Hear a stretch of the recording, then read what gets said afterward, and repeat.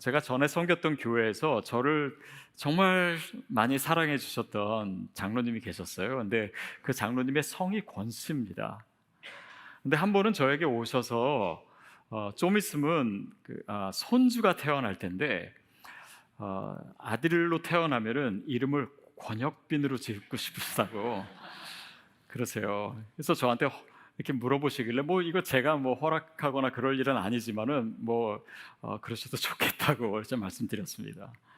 그리고 나서 이제 당장 그 아드님과 그 며느리에게 이분이 얘기하셨어요.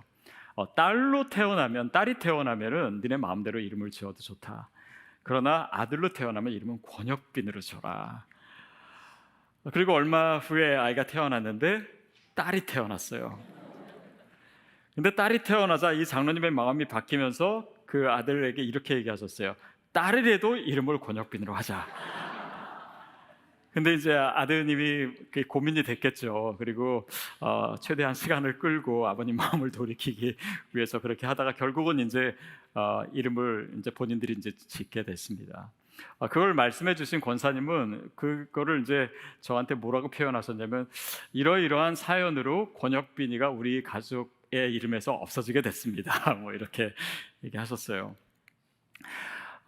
물론 그 자녀분들에게는 그 아버님의 고집이 조금 좀 부담되고 또 어렵게 느껴질 수 있었습니다. 근데 저는 그 얘기 들을 때 그 장로님 생각나요. 왜냐하면 그 장로님이 그로부터 몇 년 후에 돌아가셨거든요.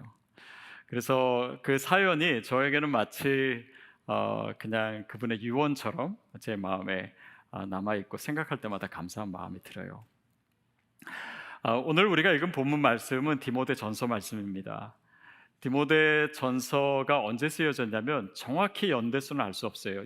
주후 64년에서 66년 그 사이에 쓰여졌습니다.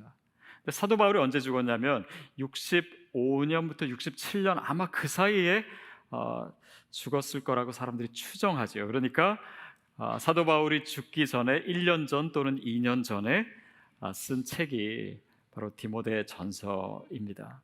그가 사랑하는 아들, 영적 아들 디모데에게 마치 유언과 같이 남긴 말이에요.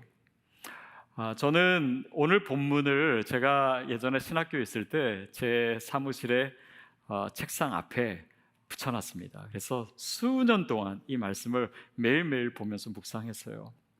마치 사도 바울이 디모데에게 정말 자기가 해줄 수 있는 가장 중요한 말을 해줬듯이 저는 이 본문을 통해서 이 본문 안에는 정말 우리가 영적으로 성장하고 우리 크리스찬의 삶이 무엇인지 우리가 무엇을 위해서 어떻게 살아야 되는지 그 엄청난 많은 의미들이 이 두 절에 집약되어 있습니다. 그리고 저는 이 말씀이 오늘 시드교회를 목회하면서 또 우리 교회에도 굉장히 중요한 지침이 되어 있음을 생각하게 됩니다.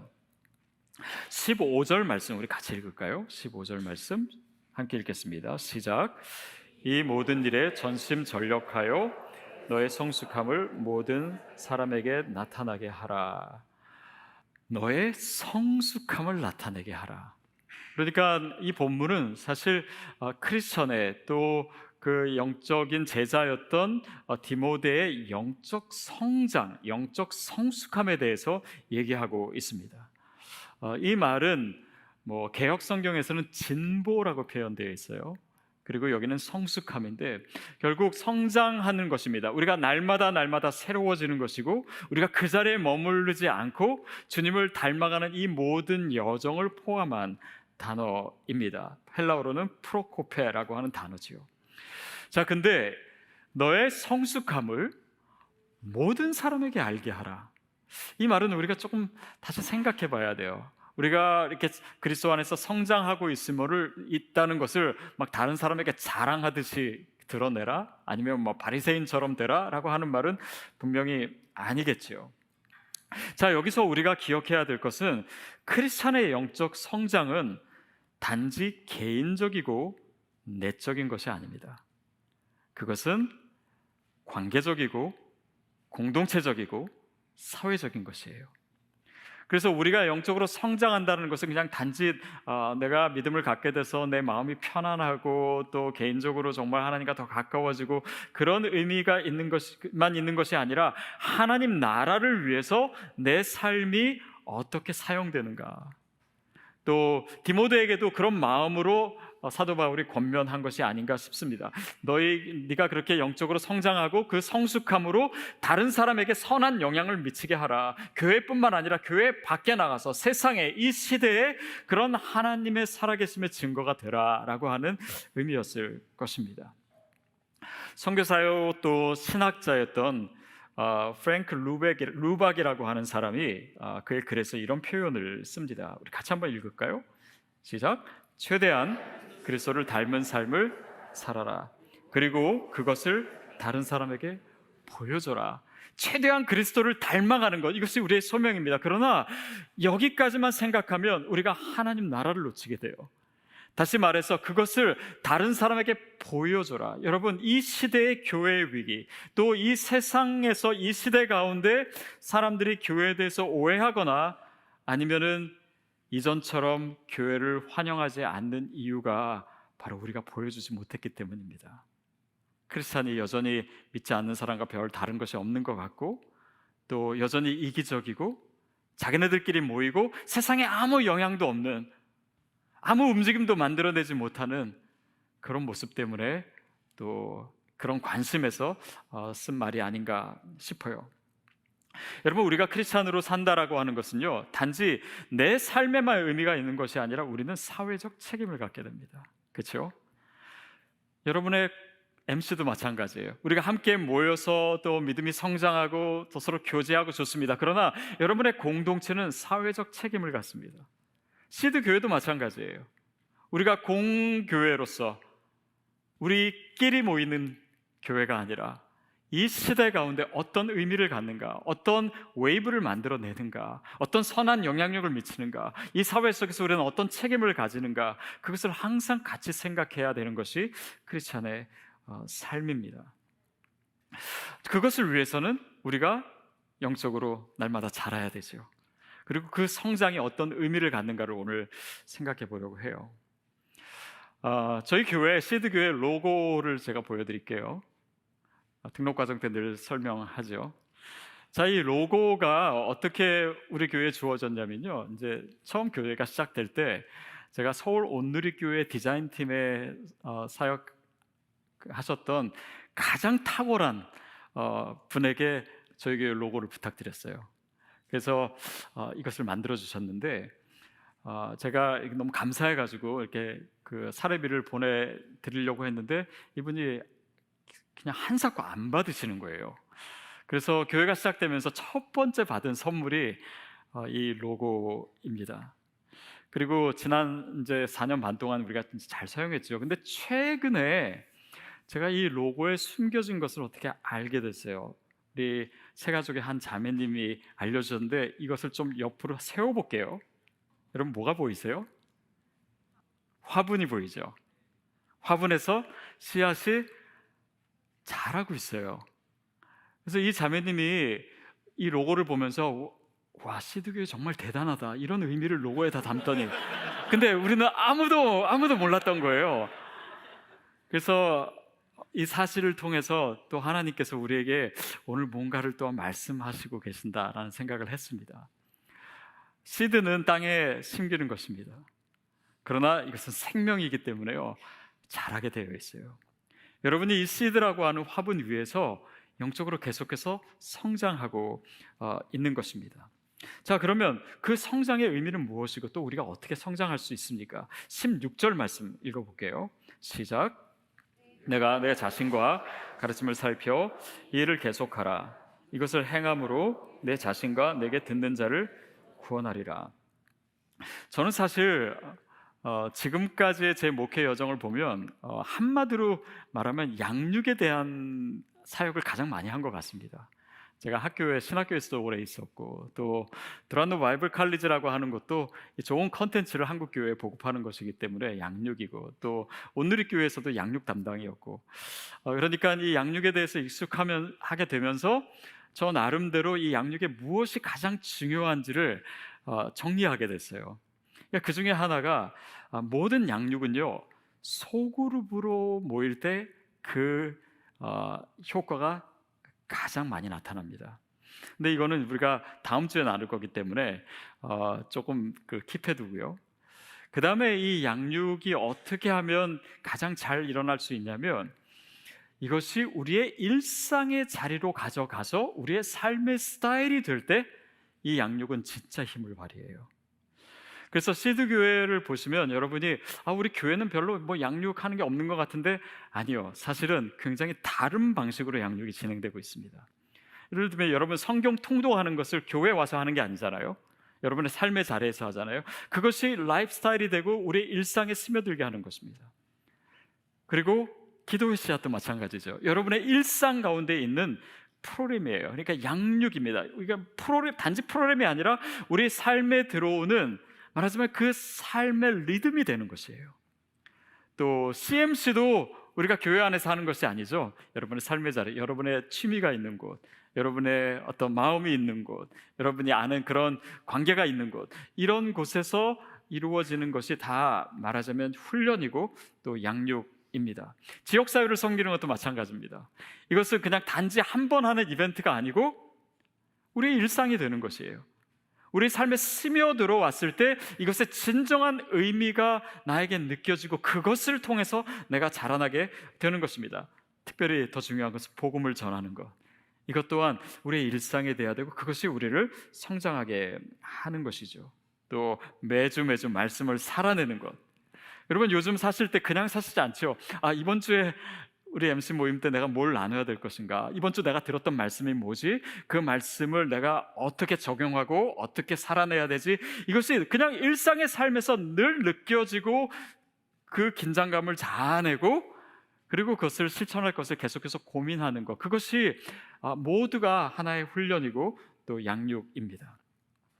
자, 근데 이것만큼이나 더 중요한 것이 무엇이냐면 양육은요 실제로 내가 해보고 실제로 내가 실천해보고 내가 행하는 것, 즉 움직여서 얻어지는 것만 나에게 영적 영양분으로 남게 되어 있습니다. 듣는 것, 보는 것, 읽는 것 물론 도움은 돼요. 그러나 우리 삶을 변화시키지는 못합니다. 보니까 뭐 요즘은 이제 온라인에 너무 좋은 컨텐츠가 많아서, 예전에는 교회에서 무슨 프로그램을 한다, 양육을 한다 그러면 다 교회에 와야 되잖아요. 그런데 이제는 더 좋은 컨텐츠들이 굉장히 많이 있고 또 이렇게 기독교 방송이나 아니면 뭐 이렇게 잘 알려진 플랫폼에 가면요 여러분이 굳이 이것이 좋은 것인가 나쁜 것인가 고민할 필요 없이 정말 양질의 컨텐츠들이 굉장히 많이 있습니다. 그래서 교회는 저희 교회가 하듯이 이제 그 컨텐츠를 추천해드리고 또 그것만으로도 여러분이 취할 컨텐츠는 차고 넘치게 돼요. 그런데 중요한 것은 시대의 양육은 그런 컨텐츠가 아니라 이 우리가 받은 말씀을 어떻게 우리가 직접적으로 살아낼 것인가, 거기에 초점이 맞춰져 있다는 사실이에요. 머리에만 넣는 지식, 그런 컨텐츠, 그거는 물론 좋은 점도 있습니다. 깨달음도 줄 수가 있어요. 그러나 내가 알면 알수록 내 삶이 따라가지 못하면요 그 격차가 계속 벌어집니다. 그러니까 내가 신앙으로 아는 것도 많아요. 또 이렇게 해야 되는 것도 알고 말씀에 대한 지식도 많아요. 예수님이 어떻게 하셨다는 것도, 사도 바울이 어떻게 하셨다는 것도 알아요. 그러나 내가 직접적으로 이거를 살아내는 것이 없는 한 이 간격은 내가 알면 알수록 더 멀어지는 거예요. 그러니까 그러므로 인해서 내가 추구하는 지식 가운데 우리의 영적 인테그리티가 깨지기 시작해요. 다시 말하면 영적 분열이 일어납니다. 우리가 10가지를 알고 100가지를 알 수가 있어요. 그러나 이것에 내 삶을 통과하는 실천이 없으면 이것은 더 공허해지기만 해요. 더 무감각해져요. 그것은 내가 그냥 알고 살아내지 않아도 되는 것처럼 점점 느껴지는 가운데 우리는 어떤 자극이 와도 움직이지 않아요. 그러면서 영적으로 더 망가지는 것입니다. 그것이 오늘날 신앙의 위기예요. 실제로 제가 만났던 정말 성경과 신학에 대한 지식이 많은 사람들, 특히 신학자들, 그분들이 정말 그런 지식과 삶의 통합을 위해서 몸부림치는 분들도 있어요. 그러나 너무나 많은 분들이 거기서 혼란스러워하고 그 지식이 오히려 교만하게 하고, 그리고 그것을 살지 않음으로 인해서 영적으로 무감각해지는 그런 분들을 실제로 많이 만나게 됩니다. 여러분, 이것은 단지 그냥 지식이 그렇게 우리 삶에 뭐 그냥 이렇게 따로 남아있다 이 정도가 아니에요. 뭔가를 취하면 취할수록, 우리가 움직이지 않으면요, 영적 비만 상태에 빠질 수 있습니다. 다시 말하면 질병이 돼요. 예를 들어 우리가 뭐 신앙생활을 하면서 남을 도와야 된다는 건 너무 잘 압니다. 또 이기적이지 않아야 된다는 것도 잘 알아요. 그러나 우리가 정말 실제로 우리 옆에 이웃이 누구인지, 그들을 어떻게 도와야 될지 고민하고 우리의 몸을 움직이고 우리의 시간을 내고 우리의 에너지를 쏟고 실제로 그들의 그런 아픔에 동참하지 않는 한, 어려운 사람을 도와줘야 된다는 건 다 알아요. 그러나 우리가 실천하지 않는 한 우리가 성장하지 않아요. 우리가 변화되지 않습니다. 지금 이 시대는 우리 삶의 중심이 되는 힘이요, 바로 돈입니다. 매머니즘이에요. 이 돈의 힘은요, 정말 크리스찬들까지 늘 위협에 빠뜨릴 만큼 굉장히 강력한 것입니다. 여러분은 이 위협을 어떻게 이기십니까? 어떻게 매머니즘에 대해서 여러분 어떻게 승리하고 계세요? 우리가 정말 어려운 사람을 돕거나 아니면 정말 헌금을 하거나 11조를 하거나 이런 자신의 것을 내려놓는 훈련 없이, 실제로 하는 것 없이 우리가 그런 공격에서, 영적인 공격에서 자유할 수 있다고요? 아니요. 우리가 이론적으로 아는 것은 오히려 우리를 더 나태하게 하고 더 교만하게 할 수도 있습니다. 보통은 제자 양육할 때 제자반을 먼저 하고 그 다음에 사역반 합니다. 물론 이 순서는 필요하다고 생각이 들고, 먼저 뭔가를 이렇게 알고 그것을 실천하는 그런 구도도 좋다라고 생각해. 그러나 여기서 우리가 잊지 말아야 될 것은, 뭔가를 다 배웠기 때문에 이제는 나는 사역하는 것이 아니라요, 내가 뭔가를 함으로써 내가 배우게 됩니다. 내가 실제로 실천함으로 인해서 내가 성장하게 돼요. 그래서 나는 지금 그럴 만한 지금 상황이 아니고 지금 배워야 되는 단계면, 아니요, 그렇지 않아요. 우리가 봉사하는 것도 마찬가지예요. 그것을 통해서 내가 배워요. 그래서 양육은 그저 앉아서 배우는 것이 아니라 실제로 컬티베이션이 일어나야 되는 겁니다. 내가 체험해야 되는 것이, 나를 통과해야 되는 것이에요. 많은 분들이 신앙생활을 되게 이기적으로 할 수 있는 유혹에 빠지게 됩니다. 그러니까 우리는 신앙생활을 다 내가 뭔가를 얻기 위해서 하는 것으로 착각해요. 왜냐하면 여러분 뭐 개인적인 문제가 아니라 이거는 시대적으로 너무 소비주의가 이 시대에 가득 차 있기 때문에 그런 사고방식에 빠져 있어요. 그러니까 내가 이 교회를 통해서 뭘 얻을 것인가, 내가 이 소그룹을 통해서 뭘 얻을 것인가, 그런 개념으로는요 사실 우리의 영성이 자라나질 않습니다.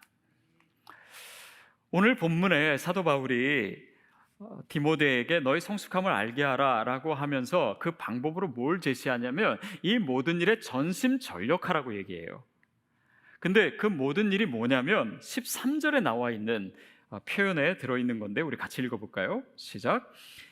내가 이럴 때까지 읽는 것과 권하는 것과 가르치는 것에 전념하라. 이것은 뭐냐면, 물론 디모데는 목회자였습니다. 그런데 읽는 것, 여기서 읽는 것은 뭐냐면 그냥 뭐 공부 많이 하고 이런 차원이기 전에, 그 당시에는 책들이 거의 없었습니다. 그리고 율법도 그렇고 또 뭐 모세오경도 그렇고 사도 바울의 서신서도 뭔가 이렇게 책을 다 보내주는 게 아니라 이게 순회를 했어요. 그래서 이 지역에 그 문서가 도착하면은 사람들로 모아놓고 그것을 읽었습니다. 그리고 그런 읽는 것과 권하는 것, 권한다라고 하는 것은 뭔가 격려하고 위로하다는 뜻도 있고 또 이렇게 훈계하다라고 하는 뜻도 있어요. 이 말은 뭐냐면 다른 사람을 세워주는 행위를 얘기합니다. 가르치는 것도 마찬가지죠. 단지 나만을 위한 것이 아니라 그들을 가르치는 것, 그들을 위한 것이에요. 다시 말해 이 디모데의 영적인 성장은 뭘로 이루어지냐면 그가 다른 사람을 섬기고 그가 다른 사람들을 위해서 헌신하고 그가 다른 사람들을 위해서 움직이는 이 모든 것을 통해서 디모데가 영적으로 자라게 되고 그것이 또한 다른 사람에게 영향을 미치게 되는 방식으로 양육을 얘기하고 있는 것입니다. 여러분, 우리 자신을 한번 생각해 보든지 아니면 요즘 크리스찬을 생각해 보면 우리의 신앙생활이 너무 이기적이지 않은가 생각해야 됩니다. 너무 뭔가를 하나님으로부터 얻어내고자 하는 그런 믿음의 패러다임에 너무 갇혀 있는 거 아닌가? 여러분, 그런데 그것은 단지 그냥 누구를 탓하기 위한 것이 아니라요, 그럴 때 우리의 영성은 자라지 못하게 됩니다. 오히려 죽게 돼요. 크리스찬의 성숙은 그런 식으로 이루어지지 않기 때문입니다. 그런데 우리가 여기서 중요한 양육의 원리를 깨닫습니다. 뭐냐면 우리가 누군가를 섬김으로 또 그들을 위한 헌신을 통해서 우리가 자라난다. 다시 말해 우리가 지역사회를 섬깁니다. 그렇죠? 근데 이것은 단지 그 지역사회에 어떤 우리의 도움이 필요한 사람들을 위해서 하는 것이 아니라 그것을 통해서 우리가 더 아름다워지는 거예요. 우리가 더 성장하게 되는 것입니다. 그들의 필요를 생각할 뿐만 아니라 그것을 위해서 움직이는 그 모든 순간 모든 과정을 통해서 내가 자라나게 되는 거예요. 그럼 한번 아우리치를 생각해 보세요. 우리가 선교제에 갑니다. 그래서 준비해서 가서 거기서 사역도 하고 돕기도 하고 그렇게 합니다. 근데 사실 선교사님은요, 이 아우리치 팀이 오면은 물론 도움이 되는 것도 있지만은 다른 사역도 잘 못하시고 이것 때문에 정말 신경 많이 쓰시고 더 힘든 경우들도 꽤 많이 있어요. 근데 물론 도움이 됩니다. 그러나 예를 들면 저의 관점, 목회자의 관점에서는요, 아우리치 팀을 구성해가지고 여러분을 데리고 어딜 갈 때 거기서 우리가 어떤 대단한 일을 할 수 있을까, 어떤 큰 도움을 줄 수 있을까, 그것도 물론 있지만 사실은 여러분 자신에 더 관심이 많아요. 이것을 통해서 기도하면서 우리가 선교를 준비하고 또 이것을 결단하게 되고 이것을 준비하는 그 과정 속에서 정말 하나님과 친밀하게 되고 선교지를 보면서 그 영혼들에 대한 하나님의 마음을 느끼게 되고 그 선교사님의 사역과 그 헌신을 보면서 우리도 헌신을 결단하고 거기서 이루어지는 많은 일들을 보면서 하나님의 나라가 이렇게 확장되고 있구나, 그리고 이것을 어떻게 내 삶으로 가져갈까, 이 모든 과정에 하나님은 우리에게 관심이 더 많으신 거예요. 그것이 하나님의 시선이에요. 여러분, 하나님은요, 어쩌면 우리의 도움이 크게 필요하시지 않은 분일 수 있습니다. 하나님이 제 도움이 필요하셔서 그러실까요? 아니요, 하나님은 저 없이도 얼마든지 일하실 수 있어요. 그러나 하나님은 제가 섬기는 이 모든 사역을 통해서 나를 더 온전하게 만들고 계시는 거예요. 나를 자라나게 하시는 거예요. 나를 더 성숙하게 하시는 거예요. 나로 더 아름다운 그리스도의 신부가 되게 하시는 거에 관심이 있으신 거예요. 다시 말하면 우리가 사역하고 또 우리가 섬기고 우리가 봉사하는 이 모든 것을 통해서 여러분이 어떻게 자라고 있는지, 우리가 어떻게 또 온전해지고 있는지, 여러분, 그게 양육입니다. 그리고 그것이 우리 교회가 추구하고 있는 양육의 패턴이에요. 그것이 우리가 무엇을 하느냐, doing보다 우리가 무엇이 되어가는가, being이 더 중요한 이유입니다. 자, 그래서 16절 마지막에 사도 바울이 이런 표현을 씁니다. 내 자신과 내게 듣는 자를 구원하리라. 내 자신과 내게 듣는 자를, 다른 사람들을 구원하리라. 다시 말하면 이 구원이라고 하는 개념이 여기서는요, 크게 두 가지 의미를 쓰여요. 하나는 구원한다라고 하는 것이 단지 내가 그냥 예수 믿고 천국 간다라고 하는 그 구원의 의미뿐만 아니라 사도 바울은 이 단어를 굉장히 입체적으로 사용합니다. 그러니까 영적인 성장의 개념에서 얘기해요. 빌립보서 2장에 보면은 사도 바울이 구원에 대해서 이렇게 표현한 것도 있습니다. 2장 12절 말씀 같이 읽을게요. 그러므로 나의 사랑하는 자들아, 너희가 나 있을 때뿐만 아니라 더욱 지금 나 없을 때에도 항상 복종하여 두렵고 떨림으로 너의 구원을 이루라. 두렵고 떨림으로 너의 구원을 이루라. 그러니까 사실 구원의 주체는 하나님이시죠. 하나님이 다 하시는 거잖아요. 그런데 너희가 구원을 이루라라고 하고 너와 내 말을 듣는 자를 구원하리라, 마치 주체가 우리인 것처럼 얘기하는 것은, 이 하나님의 구원의 역사 속에는 우리가 오늘 순종하고 우리가 오늘 헌신하고 우리가 오늘 섬김을 통해서 내가 영적으로 이 구원 안에서 어떻게 성장하고 있는가, 바로 거기에 관심이 있는 거예요. 그리고 너 자신과 내 말을 듣는 자를 구원한다. 다시 말하면 이거는 성교적인 의미잖아요.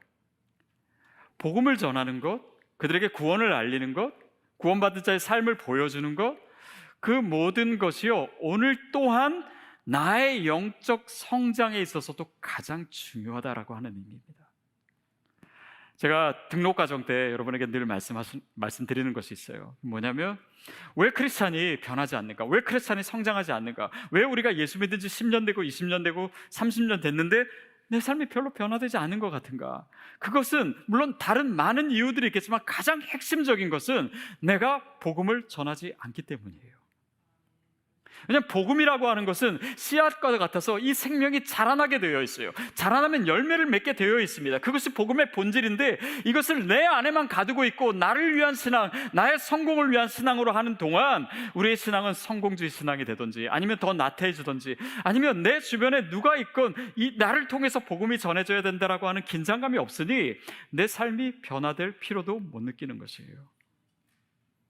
결국 우리 삶을 통해서 열매가 되고 다른 사람이 구원받고, 이걸 통해서 내 자신을 구원하라, 다시 말하면 나의 영적인 성장이 이루어진다. 그래서 복음을 전하고 선교적 삶을 사는 것 자체가 가장 파워풀한 양육입니다. 그래서 우리가 선교적 삶 없이 우리의 믿음이 자란다? 그것은 복음의 본질상 맞지 않는 것이에요. 저희 교회가 요즘 굉장히 중요한 시기를 보내고 있다고 저는 생각합니다. 이제 좀 더 본격적인 디아스포라 사역이 이루어지고, 더욱이 이 지역에서는 우리가 MC별로 우리 지역사회를 섬기는 일들을 지금 계획하고 있잖아요. 이거는 사실 시드 교회가 처음 시작할 때부터 우리 교회의 디자인 안에 있었던 것입니다. 그래서 교회 시작되자마자, 아마 그때 계셨던 분은 아실 거예요. 우리가 MC별로 지역사회를 섬기는 일을 그때 시작했어요. 그런데 이제 팬데믹이 와서 MC별로 이렇게 모일 수가 없었기 때문에, 그래서 이제 교회적으로는 사역을 했지만 지금 와서 이제 다시 시작을 하는 것입니다. 이것이 어떤 의미일까요? 또 크리스찬의 사회적 책임, 공동체의 사회적 책임, 그러나 이 모든 것이 결국은 하나님 나라를 위해서 교회가, 성도가 어떤 모습으로 서 있어야 되는가, 그것을 교회가 여러분에게 제시하는 것이고, 또한 이것은 단지 교회의 제시가 아니라 여러분의 삶을 통과해야 되는, 여러분이 크리스찬이기 때문에, 여러분이 씨앗이기 때문에, 디아스포라이기 때문에, 우리가 세상 속의 예배자이고 선교사이기 때문에 오늘 내 삶이 세상 속에서 어떤 모습으로 하나님 나라를 위해 존재해야 되는가, 바로 그 문제입니다. 요즘 한국에서도 그렇고 미국에서도요, 교회에 대한 사람들의 시선이 그렇게 좋지 않습니다. 예전은 많이 달라졌어요. 또 요즘 어떤 몰이나 아니면 건물 안으로 교회가 들어가려고 하죠. 환영하지 않습니다. 대부분은 거절당하는 경우들이 많아요. 왜 이 사회가 이렇게 됐을까? 왜 교회가, 왜 기독교가 이 시대 가운데 그런 시선을 받아야 될까? 그런 고민을 많이 하게 되고 또 가슴이 아플 때도 많습니다. 그러는 가운데 제가 몇 주 전에 한 자매님이랑 얘기하다가 이런 이야기를 들었어요. 이 자매님 형제님이랑 같이 물류회사를 하는데, 한 번은 이제 새로운 거래처가 될 수 있는, 그러니까 분이 이제 연락을 하셨대요. 그래서 이 회사랑 어떻게 거래를 할까 말까 이런 대화를 하는 중에 대화 중에 어느 교회 다니냐 물어보시더래요. 그래서 시드 교회 다닌다고 하셨대요. 그랬더니 그분이 잠깐 생각하시더니 그러면 계약합시다. 그러면 거래를 합시다. 그러시더래요. 그러니까 그분은 이 회사가 어떤 회사인지도 잘 모르고 뭐 요즘 회사가 정말 이상한 회사들도 많잖아요. 그러나 그분이 시드 회사에서 어떤 얘기를 들으셨는지 모르겠는데 시드 교회 다닌다라고 하는 그 얘기만으로 거래를 하자고 하시더래요. 이 자매님 얘기가 한편으로는 되게 감사하고 기뻤는데 한편으로는 너무 부담이 되었다고, 두려웠다고.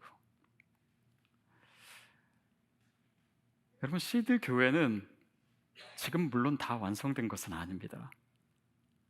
그러나 세상 속에서 우리가 어떤 모습으로 존재하는지에 대해서 우리는 계속 나누고 있고, 또 여러분 중에 많은 분들이 그 삶을 지금 살아내고 계세요.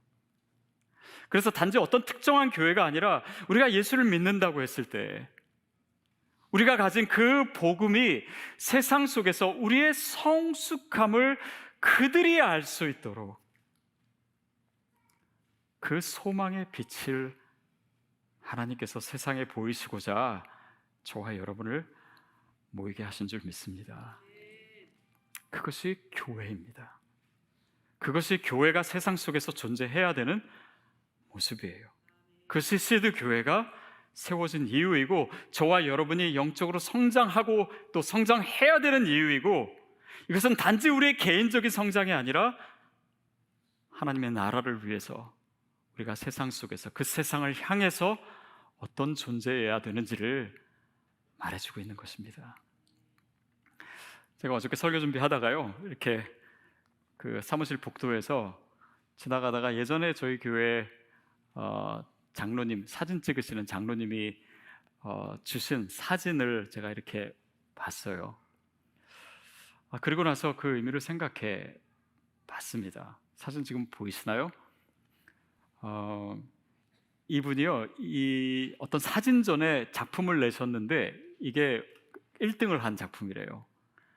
근데 이거를 보면서 저 뒤에 시드라고 하는 글자를 넣으면 좋겠다라고 해서 이제 글자를 넣으셔서 저에게 인화해서 액자로 만들어 주셨어요. 그림을 보면 뭔가 이렇게 광활한 벌판을 향해서 트럭이 마치 전심전력하듯이 달려가고 있습니다. 그리고 무지개가 있어요. 하나님의 약속이 있어요. 그리고 그 무지개를 기점으로 되게 어두운 하늘에서 밝은 하늘로 바뀌어지고, 여기는 뽀삽이 전혀 들어가지 않은 거라고 해요. 바뀌고 있어요. 그래서 제가 장로님께 어저께 전화드렸어요. 장로님, 이거를 왜 시드라고 생각을 하셨나요? 그랬더니 장로님의 말씀은 그 트럭에 씨앗을 가득 심고 달리는 것을 자기가 생각했다고. 그리고 넓은 벌판으로 세상으로 이 씨앗을 가지고 가는 교회가 시드가 아닌가. 그 씨앗이 어떤 씨앗일까요? 되게 저는 탱글탱글한 씨앗, 건강한 씨앗, 정말 잘 자랄 수 있는 씨앗, 그래서 많은 열매를 맺을 수 있는 이 씨앗을 가지고 우리 교회는 세상으로 나아가는 것입니다. 우리가 자라야 돼요. 우리가 성숙해져야 돼요. 그들이 이해할 수 있는 언어로 우리가 말해줘야 돼요. 그리스도인이 더 이상 단지 이기적이고 단지 세상 속에서 별 영향을 못 미치는, 있어도 되고 없어도 되는 그런 존재, 그런 교회가 아니라 이 세상 속에 소망이 되기를 하나님이 원하셔서 우리를 심으셨습니다. 오늘 우리의 영적인 성장이 저는 그런 의미를 갖기를 바라요. 그리고 그 일은 이미 시작된 줄로 믿습니다. 사랑하는 여러분, 우리가 처해 있는 이 상황에서, 또 우리의 삶의 자리에서, 또 우리의 관계 속에서 하나님께서 우리를 심으시고 싹이 나게 하시고 잎이 나게 하시고 열매 맺게 하시는, 그래서 그 모든 여정을 통해서 우리가 더 그리스도를 닮아가고 또 그 닮은 모습을 통해 또 세상 가운데 하나님이 드러나시고 하나님의 나라가 확장되고 또 그것을 통해서 우리가 더 자라나고 더 아름다워지고 더 온전해지는 그 아름다운 믿음의 여정이 저와 여러분 되기를 주님의 이름으로 축복합니다.